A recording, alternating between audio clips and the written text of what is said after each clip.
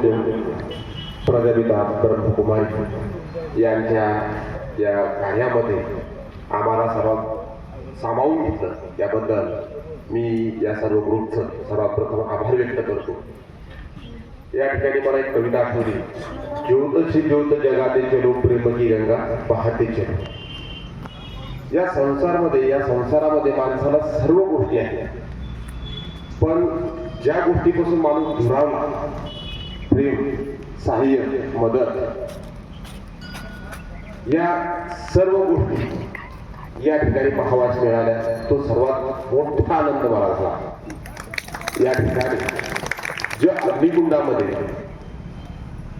त्या गोष्टी सोडायच्या आहेत, अहंकार, क्रोध, लोभ, माझ्या तरी मते मी ह्या गोष्टी त्या सोडायच्या आहेत. त्या खरोखर प्रामाणिकपणे अहंकार, लोभ, क्रोध ह्या गोष्टी मी स्वतःहून आज या ठिकाणी सोडत आहे.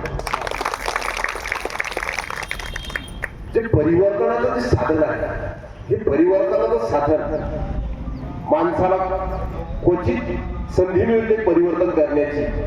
आणि या ठिकाणी जे आम्हाला उपस्थित राहण्याचा सन्मान दिला आणि या उपस्थितीचं एक फलित म्हणून हा क्रोध, लोभ या ठिकाणी सोडून देतो आणि सर्वांसारखंच आपल्यासारखंच होण्याचा मी 100% होण्याचा प्रयत्न करतो.